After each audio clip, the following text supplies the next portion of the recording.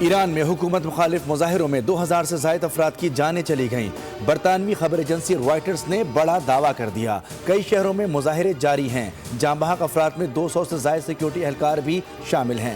ادھر ایرانی حکام نے رائٹرز کا دعویٰ مسترد کر دیا۔ کہا کہ پرتشدد مظاہروں کا زور ٹوٹ گیا، حالات معمول پر آنے لگے، پابندیوں میں نرمی آ گئی، بین الاقوامی کالز بحال کر دی گئیں۔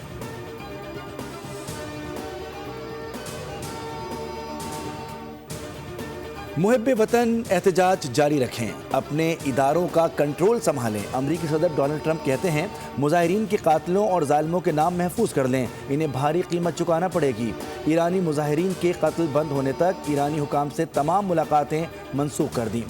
امریکہ ایران پر حملے کے لیے تیار ہے، پینٹاگون نے صدر کو تجاویز دے دی۔ ترجمان وائٹ ہاؤس نے کہا ٹرمپ فوجی کارروائی سے نہیں ہچکچائیں گے۔ نیو یارک ٹائمز کے مطابق ایٹمی پروگرام پر حملہ بھی شامل ہے۔ ایران سرحد کے قریب امریکی لڑاکا طیاروں کی اڑان، قطر کے العدید ایئر بیس پر امریکی جنگی طیاروں کی سرگرمیوں میں اضافہ، امریکہ اور آسٹریلیا کی اپنے شہریوں کو ایران چھوڑنے کی ہدایت، ایران کے ساتھ تجارت کرنے والوں پر 25% ٹیرف عائد۔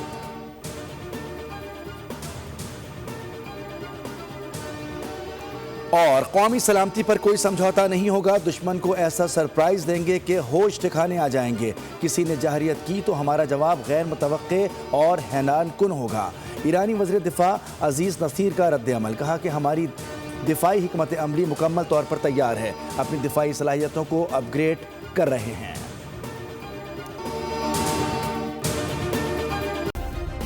سبسکرائب کریں اور بیل دبائیں تاکہ کوئی خبر رہ نہ جائے۔